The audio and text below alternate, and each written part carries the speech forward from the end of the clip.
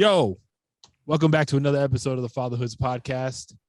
Today we are joined by the Bronx has a borough president, right?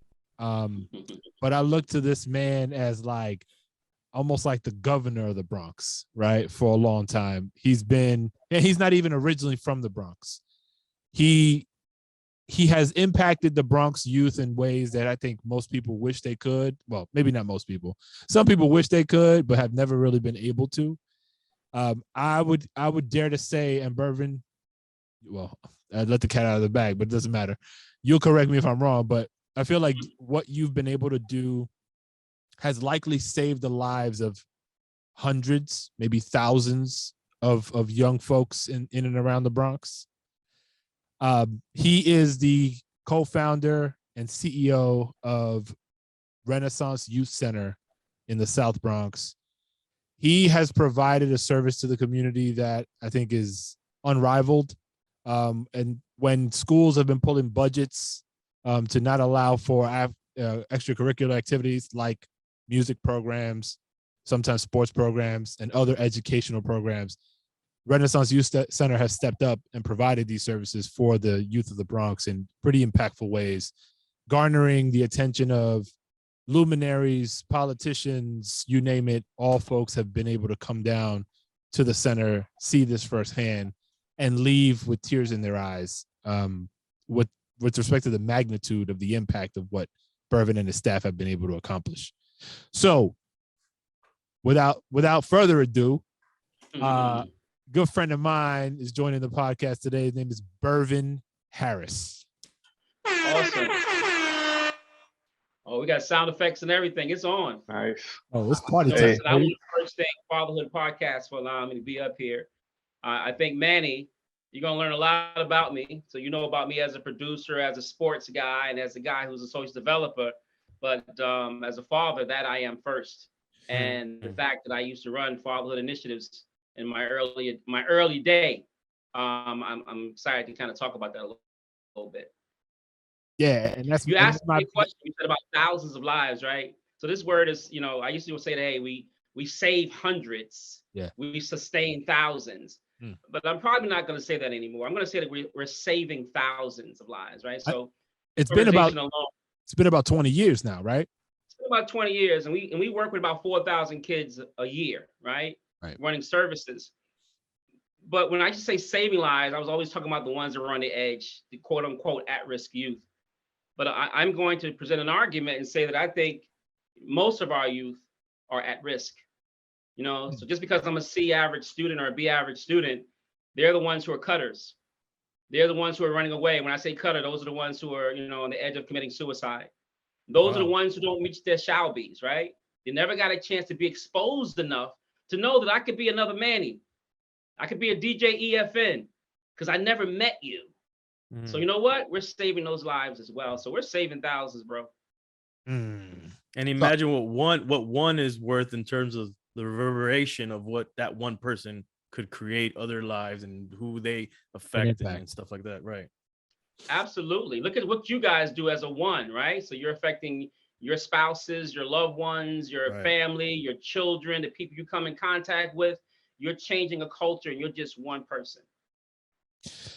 I want to tell a very quick story about Bervin. Actually, it's not even a story; it's just comments. So I mentioned all the things he's been able to. Actually, some of them. He does way more than what I was able to introduce. Well, Manny, real quick. Yeah. How did you come to know Bervin? Yeah. So is this the story? It's part of it. Okay.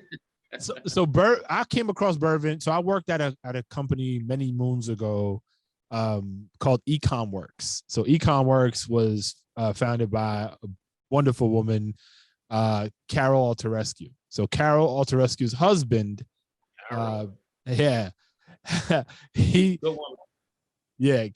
amazing.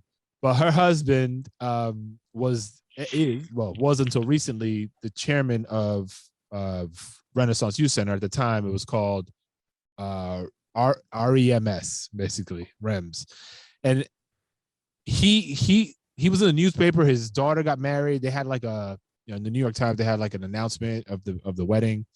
And I happened to read it because it was thrown in the office. And it was like Howard out to rescue, blah, blah, chairman of this organization in the Bronx. And me being from the Bronx and reading the summary of what that organization does in the Bronx, I was blown away. I was 19 years old, I think, at the time. And I was like, I don't know these people. I don't even know Howard. I knew Carol. Now, but I was like, yo, Carol, how do I get involved in this? Because this is me. The people that this organization is serving, that's who I am. I come from these streets.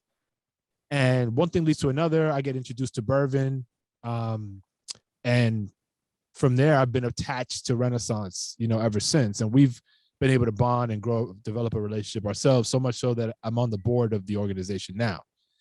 But what I was going to say also was Bervin has this amazing ability of hooking them and cooking them is the term that he uses, right? So like, let's be honest, like kids don't really want to get involved in an organization like a youth center if it doesn't have a quality bait to it. Today, that might mean video games, as an example, right? Back in the day, it might have been basketball or something that's connected to the streets that they could see as fun and entertaining and don't get considered like a herb or a punk or some sort of, whack person. So he's been able to do that in a really effective way. And like, no lie, like he has single-handedly talked kids right out of committing suicide in a moment's notice. Like the impact this man had, like I have so much respect for. But the father side of Bervin, we haven't really talked about very much. And you have 4 kids, right? 3? 3. Right. Twins and then your daughter. Twin boys and a daughter. All right. So talk to us a little bit about you as a father. Because you have an interesting dynamic with your kids and mother of your children and all that.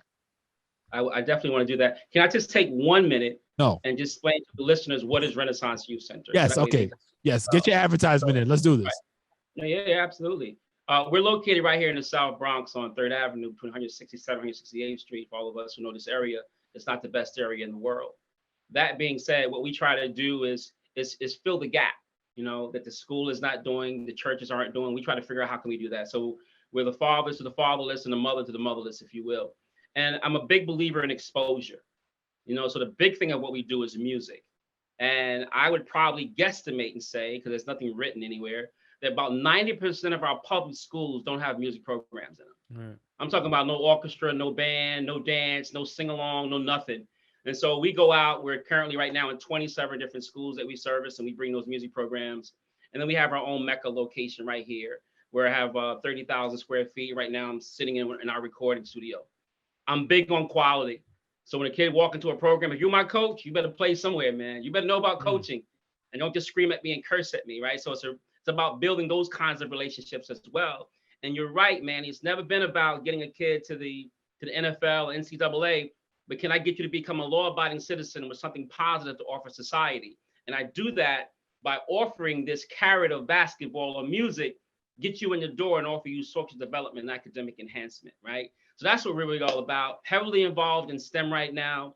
We got this new thing called the robotics program. I'm calling it Codebotics because they're learning about coding and robotics. But that's what we do here in Renaissance Youth Center. So I just want to kind of put that plug out there. And if you have any talented young people who are in the 5 boroughs, we have auditions going now for the MWAM band. The MWAM band does about 100 shows a year everywhere. And we look for talented young people from the ages of 6 to 21. And I pay them to tour with me throughout the summer.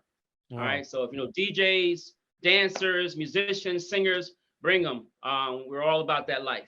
All right. And MWAM stands for music with a message, by the way. Music with a message. Absolutely. But you ask a question. That question is a very good question. I have 2 boys. They're twins. I'll tell you who they are. I'm that proud papa. And whatever I say, I'm cool about it. They were in the group Exit 21. So they were social media. Everybody was ending up, they had that pony song banging on the table. All those guys came up through here taking lessons, but 2 of them are my sons.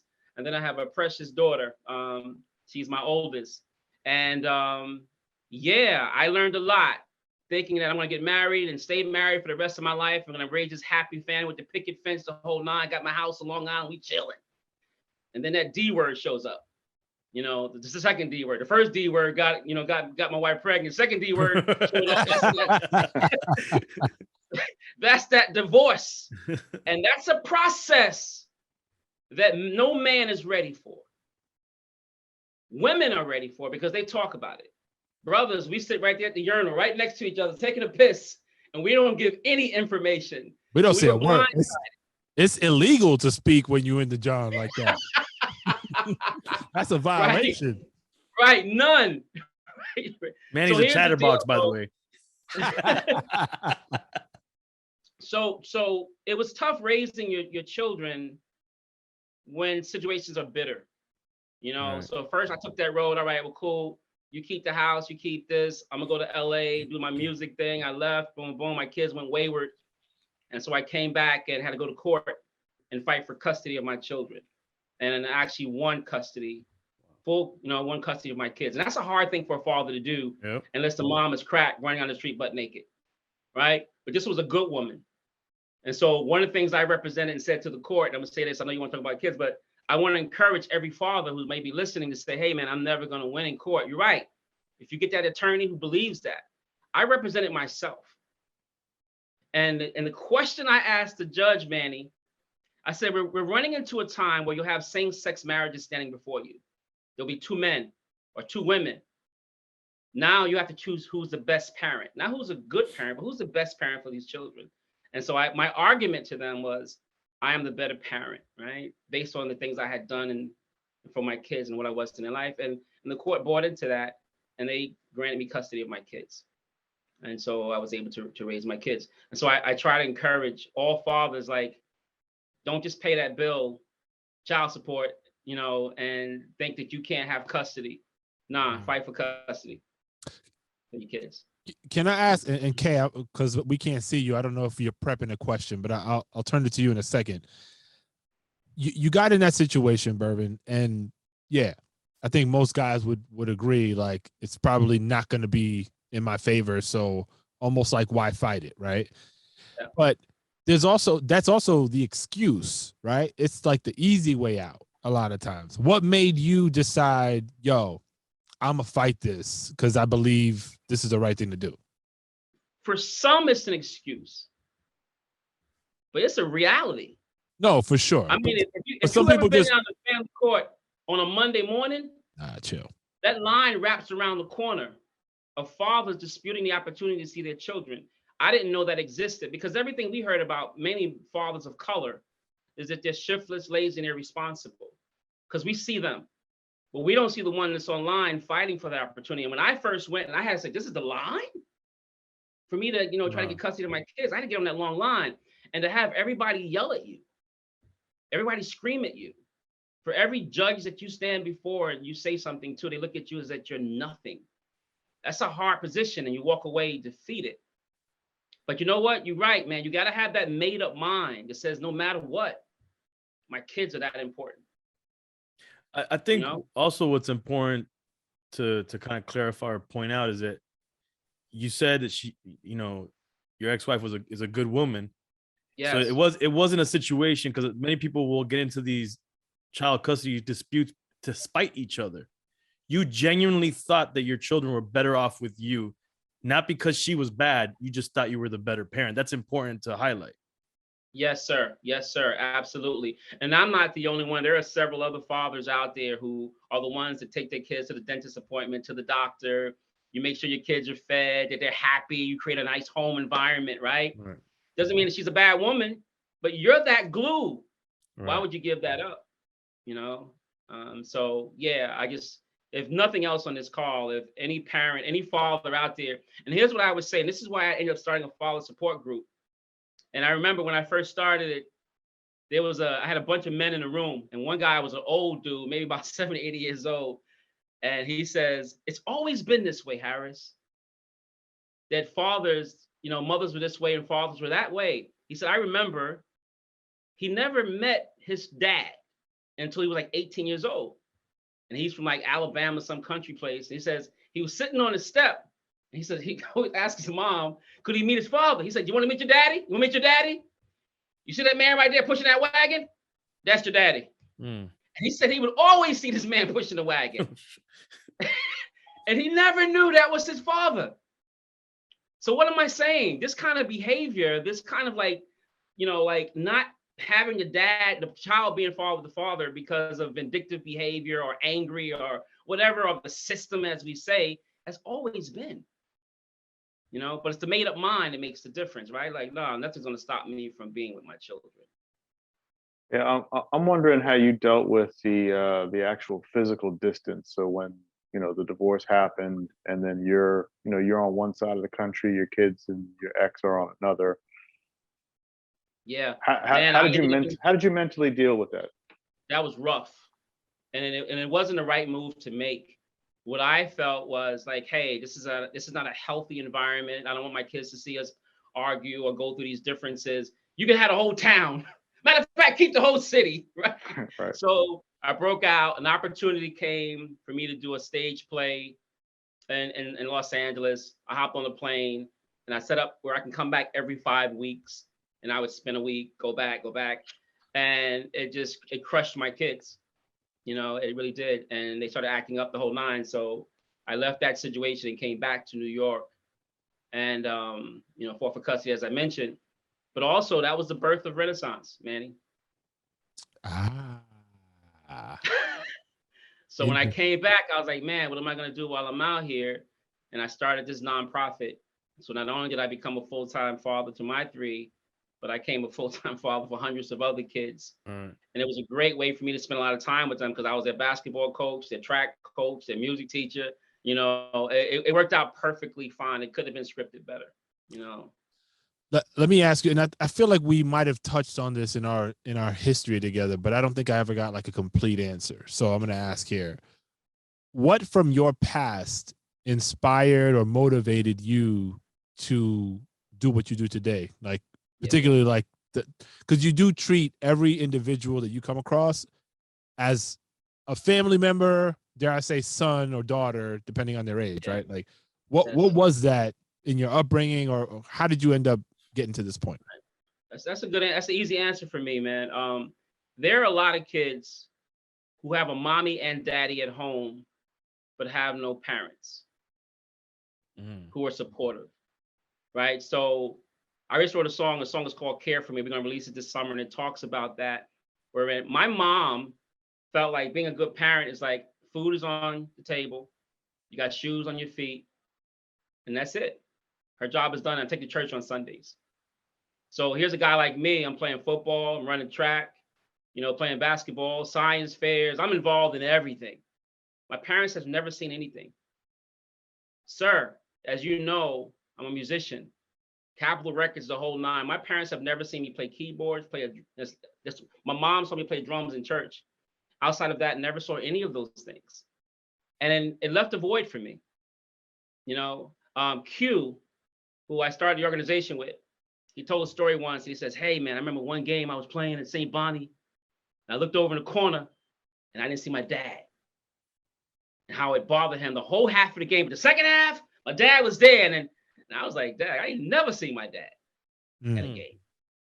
So one of the things I wanted to always do is be there to support kids. You know, so even the kids that I meet, whether it's Renaissance event or not, Mr. Harris, I'm going to play at my school. When is it? I go show up. Is your mom coming? No, Dad can't make it. All right, I'll be there. Parent-teacher conference nights, I'm there. So I show up to all these different schools all the time and stay in space for these kids on a regular. But that's the void that I didn't have, you know, and I had 2 parents. It's a great point. Like it seems like a lot for your kids to have to share you with everybody. Like, does that have any impact at home? Great insight, man. You spot on, boy. Woo! You know what? When we were going through it, I never knew it. When they got older, they talked about it. Because we was going through it, because we always had someone at the house, hanging out, you know, and there was always an extended friend or extended family member. So they always enjoyed it. But as they got older, maybe my daughter, you know, and it's because a lot of kids will call you, Pop Harris, that's my dad. He's like a father. And, my daughter be like, hey, easy. I'm the only girl, right? So yeah, it did have a little bit, and it's gone full circle. In the beginning, I didn't know because they were loving and enjoying, like, who's coming over. Then they talked about it, but now that they're more mature, they talk about it all the time. Like, hey, Daddy, I'm sorry for even feeling that way, because this is like a calling on your life. Like, these kids need you. And I say, hey, you guys, they've matured into that. But there was a point in time where they felt some kind of way. But how do you? Wait, sorry, Kay, but to just follow up on the question, like, how do you as a parent, like, how are you able to juggle all this? Because I'm just thinking about myself with my two kids. Like, it's a lot of attention, a lot of nurture, a lot of time, and now you're giving almost the same to an entire borough, Yeah. Well, I look like I act as though I have a job and a part-time job. So I do a lot of hours, right?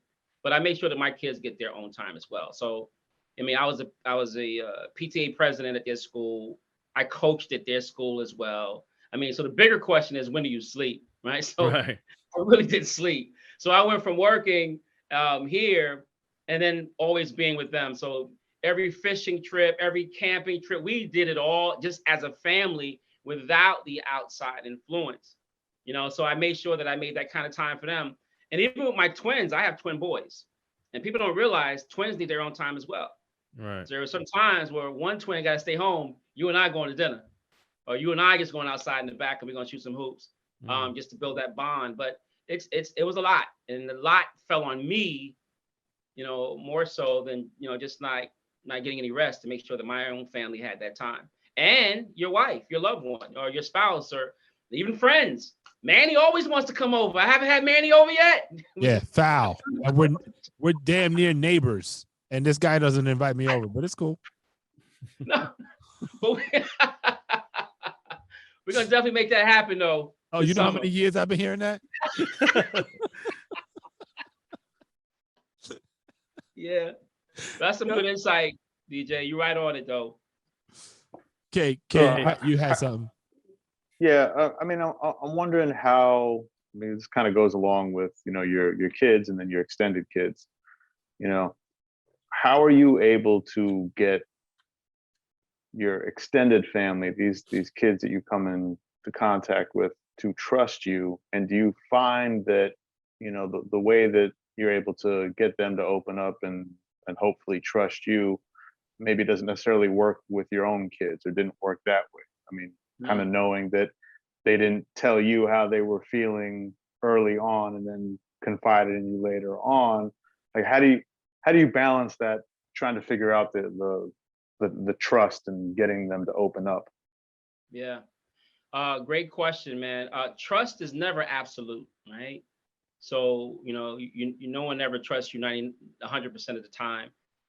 My children and I, we have a really great relationship, and even them, there are things, of course, all kids are going to pull over your eyes that daddy just didn't know about. And it's funny, man, because, and I'm gonna talk about the other kids in a second, I'm gonna talk about my own children. Sometimes that trust and respect almost looks like fear.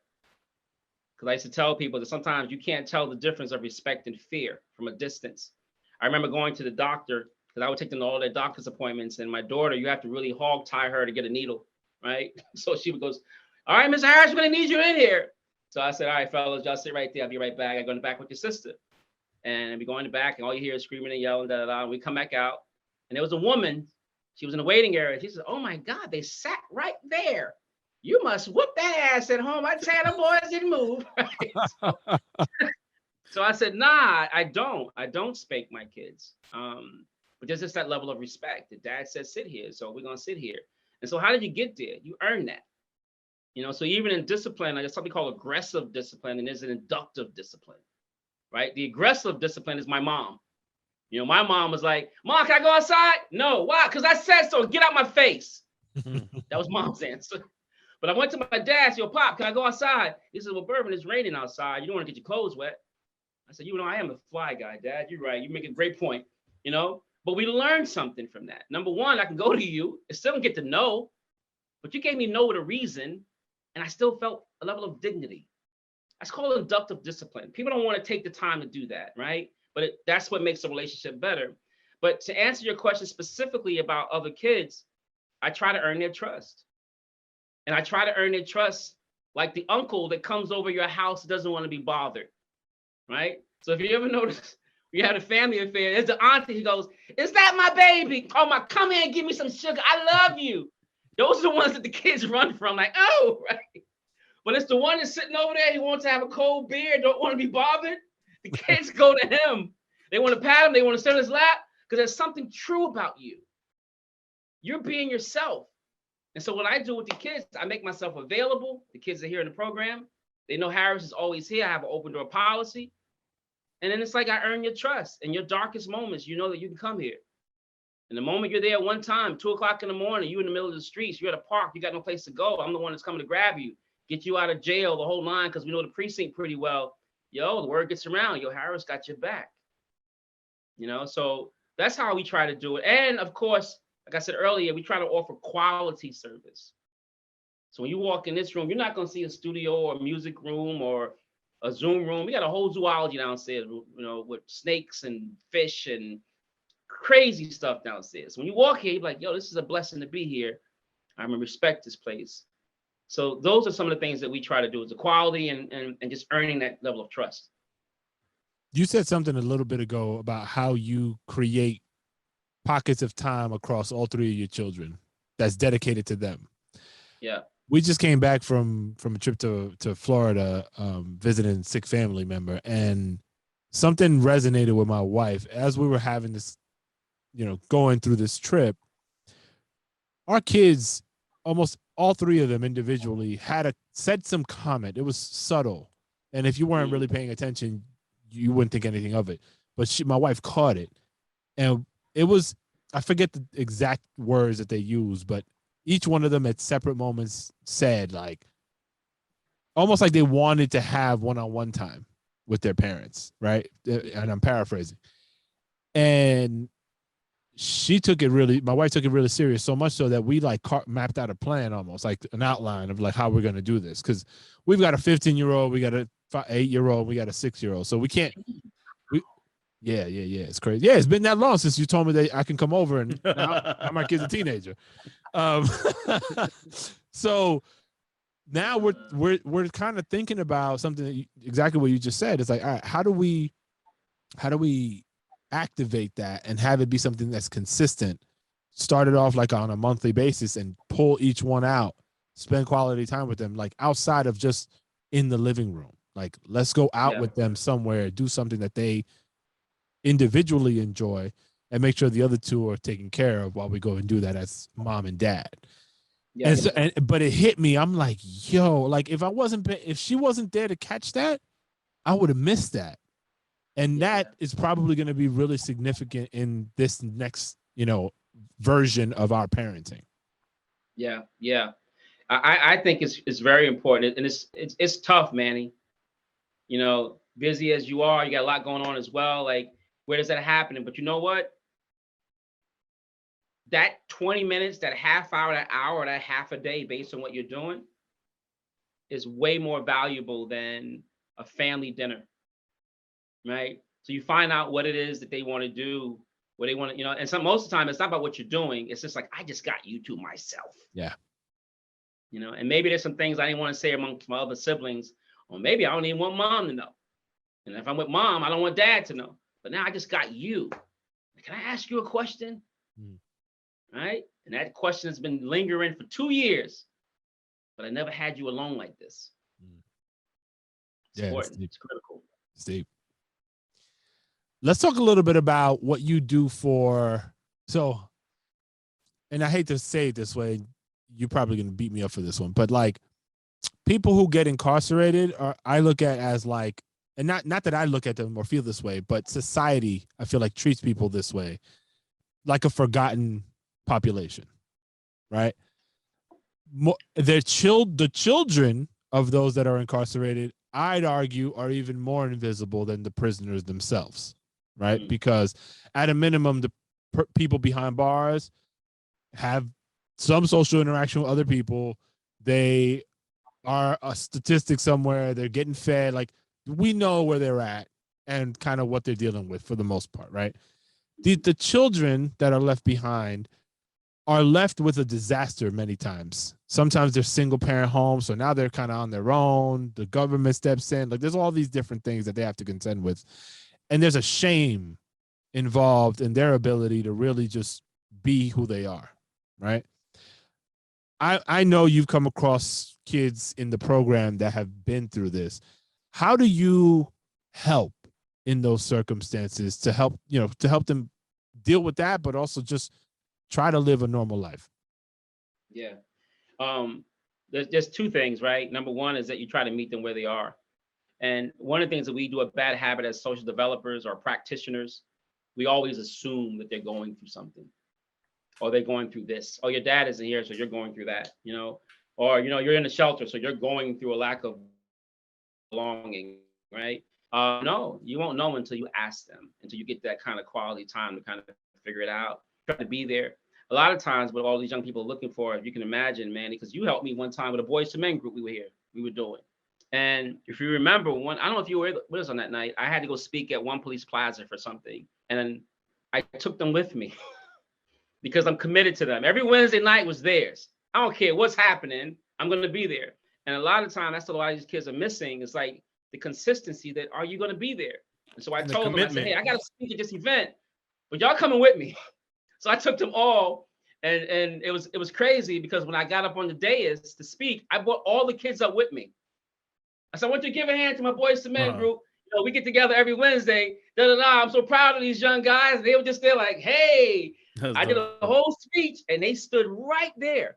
But you know what was crazy? That was a big moment for them. Yeah, I remember they that. Felt like, oh, you took us up there with you, and we sat on stage with you. So what am I trying to say? Like, it's just being there consistently without any excuses, right?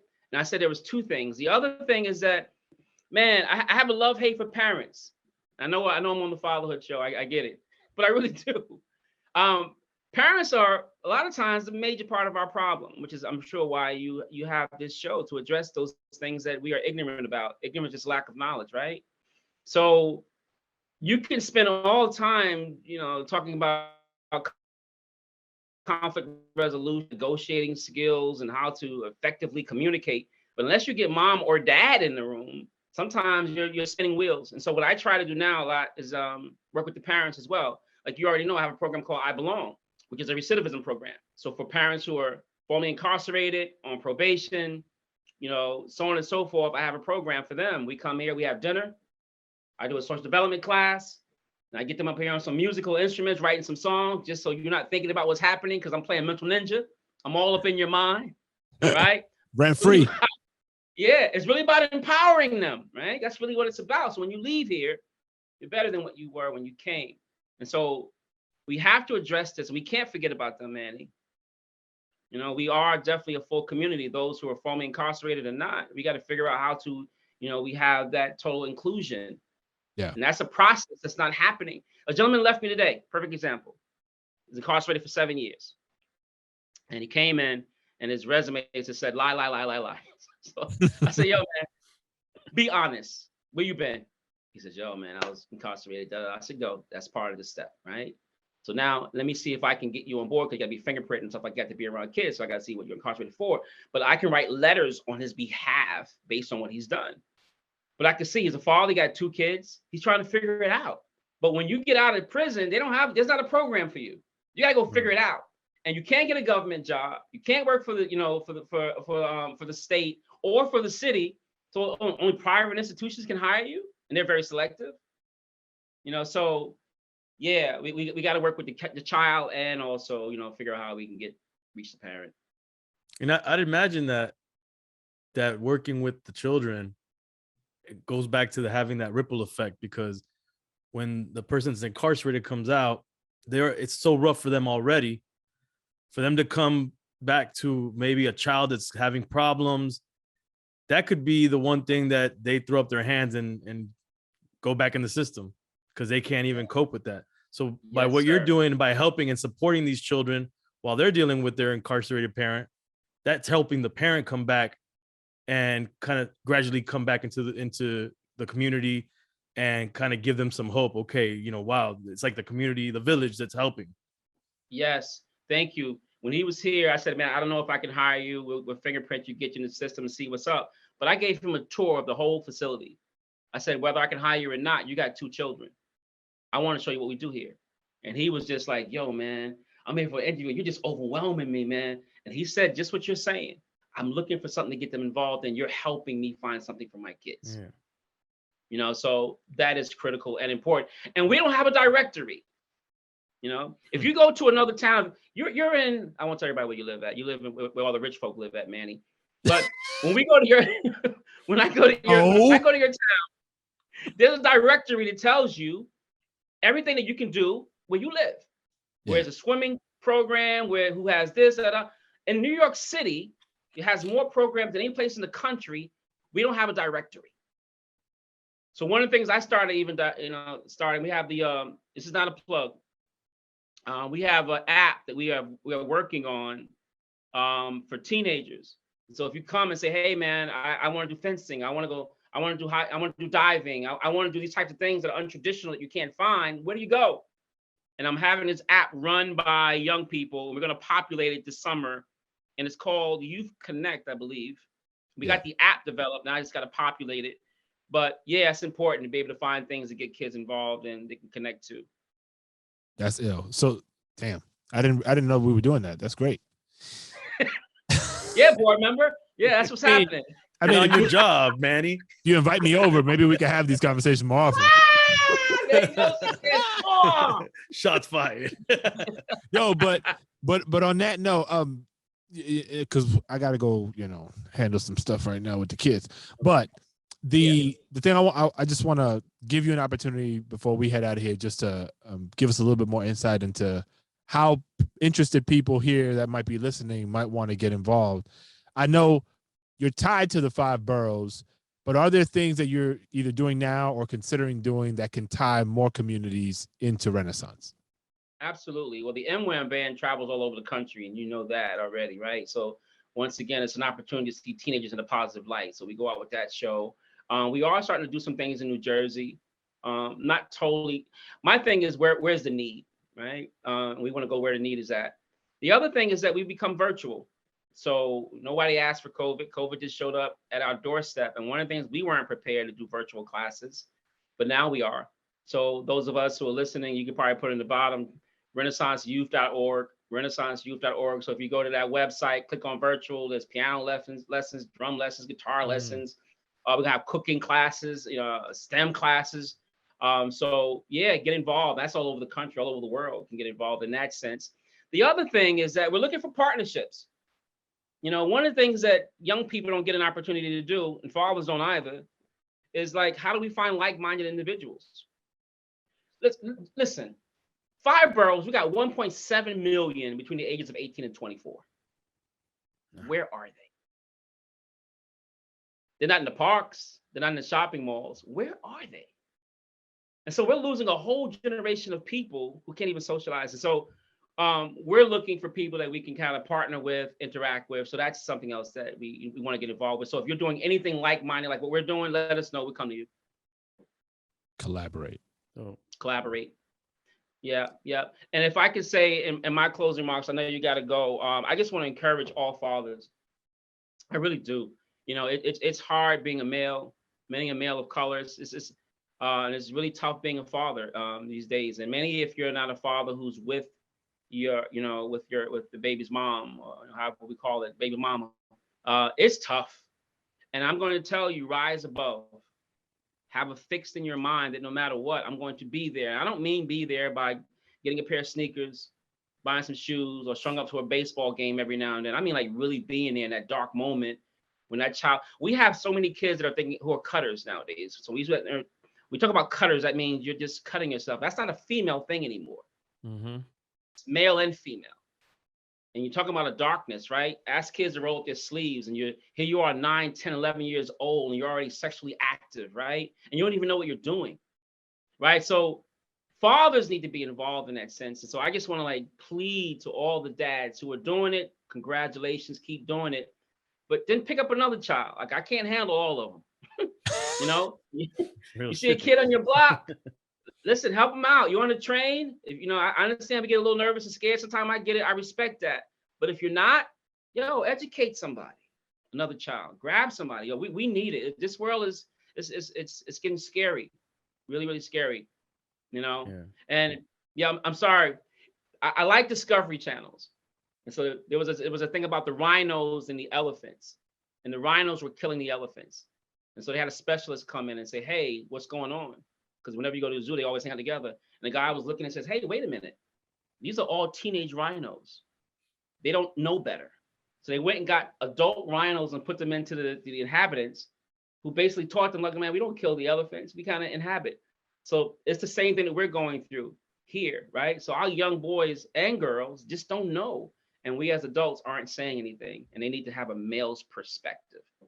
So it's something that EFN talks a lot about on Drink Champs. Like when you look at, so you take that same sentiment, that context, you apply it to hip hop, the generational divide between generations of hip hop, there hasn't been a good handoff from one to the next in order to help folks kind of find their path. And the older generation is afraid of being older. Like, stop being afraid of it, embrace it. We could find our own path. We could still be cool in our own way. We don't have to act like the youth, because that's what kind of example is that to the youth? Yes, totally agree. Let me ask you a question. Did the young population accept Nas' performance the other night? Because he was blazing. I mean, I hope so. I hope so. I think the bigger question is, did they even know that happened? Because they're probably not even paying attention. They're not watching TV. Well, I was watching some clip the other day, and it was like, it was about Gen Z and music, and they started talking about different groups and playing music, and they brought up Ice Cube, and they played Today Was a Good Day, and the kids were like, yeah, this is a cool song, never heard it before. I only know him for being a movie star, and wow, they're not checking for for that. So that just kind of shows you what we're up against. We missed. There's kind of like a middle connector layer that somehow we missed to bring the ages together, and I don't know where we slipped up. Yeah. Bervin, man, thank you for joining us. Once again, if you are interested, renaissanceyouth.org. No funky spelling. That's the actual word, renaissanceyouth.org. Find out more. We could always use help, financial, all sorts, services that you guys provide, anything, recommendations, all of that. The center needs it. The youth need it. And check. Bervin's got a dope YouTube page also. Bervin, how do they find you? Bervin, Bervin Harris? Yeah, Mr. Harris, Mr. RYC. Harris. Yeah, thank you. Thank you for the plug. Yeah, you got it, kid. All right, I'm going to show up to your house tomorrow, whether or not I'm invited. So prepare yourself. I got you, man. I got you. All right, brother. Privilege. Take care. Much respect, man. Keep up the great work, man. Thank you. Thank you. Thank you. Thank you.